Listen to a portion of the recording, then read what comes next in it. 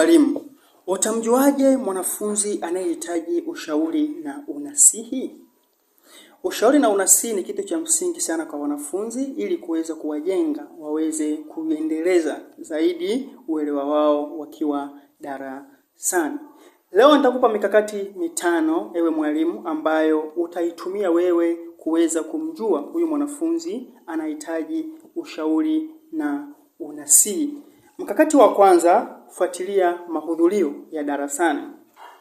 Umeona mwanafunzi ni mtoro mara kwa mara. Umeona mwanafunzi mara leo amekuja, kesho haji.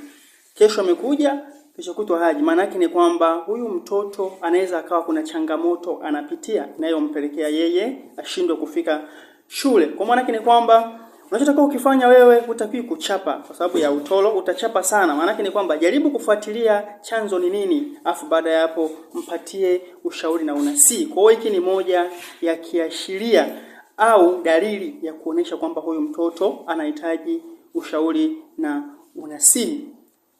Mkakati wa pili, fuatilia ushiriki darasani. Unakuta mwalimu unafundisha lakini mwanafunzi haparticipate kwa aina yoyote. Yaani wewe uliza chochote lakini yeye hamna kitu. Fanya unachotaka kukifanya lakini yeye hakuna kitu. Maana yake ni kwamba hashiriki moja kwa moja kwenye mchakato wa kujifunza. Mwalimu unachotaka kukifanya wewe unatakiwa kushtuka na kumuita yule mtoto uongee naye. Inaweza ikawa kuna vitu vinavyomsababisha yule mtoto ashindwe kushiriki darasani. Aidha hakuelewi au inaweza ikawa anapitia changamoto zingine. Kwa hiyo sasa unatakiwa kumpatia ushauri na unasihi. Lakini mkakati wa tatu ambao unaweza ukautumia, kuangalia mahusiano baina ya wanafunzi. Kuangalia mahusiano baina ya wanafunzi. Mfano, kuna wanafunzi walikuwa wanatembea wawili au walikuwa ni marafiki, mara ghafla urafiki wao unakata. Maana yake kila mmoja anaanza kufanya mambo yake. Maana yake hapo ujue kuna shida. Kwa nini kwa sasa hawatembei pamoja?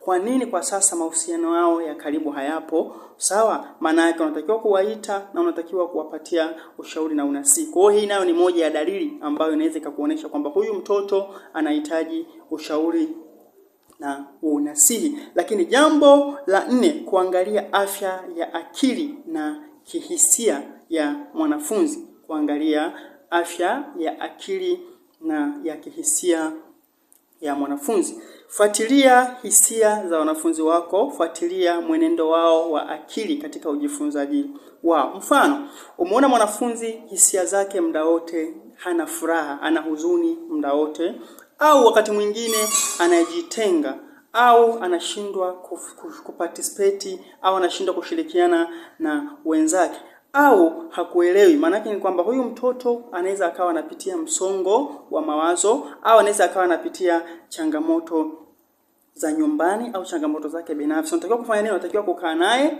kuongea naye na uweze kumpatia ushauri na unasihi. Kwa hiyo nao ni moja ya dalili ambayo itakuonesha wewe ujue kwamba huyu mtoto anahitaji ushauri na unasihi. Mfano, kujitenga, kukosa furaha, kuwa mkali kupita kiasi, lakini wakati mwingine kushindwa kushirikiana na wenzake akiwa darasani.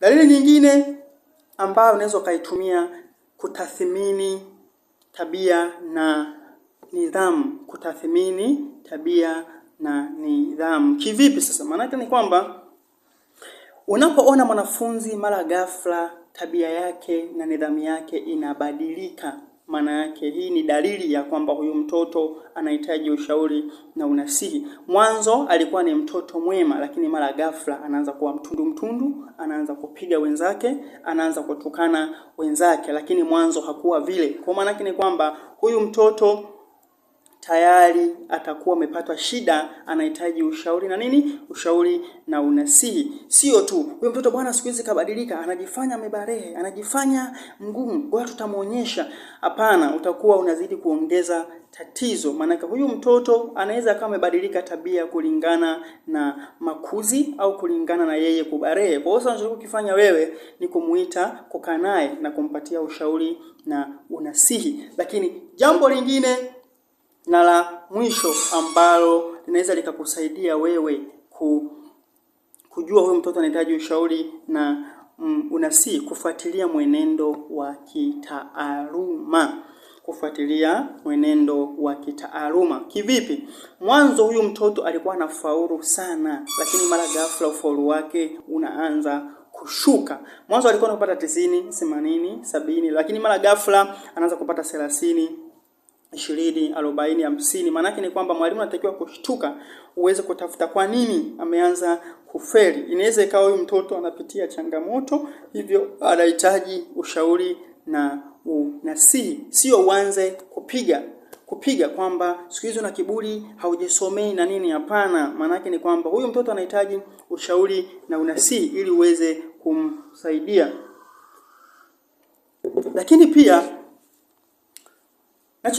nachotaka kusisitiza kwa wazazi na walimu, maana yake ni kwamba jaribu kufuatilia mwenendo wa mwanafunzi na ulinganishe awali alikuwa vipi na sasa alikuwa vipi. Mabadiliko yoyote utakayoyaona kwa huyu mtoto, maana yake huyo mtoto anahitaji ushauri na unasihi.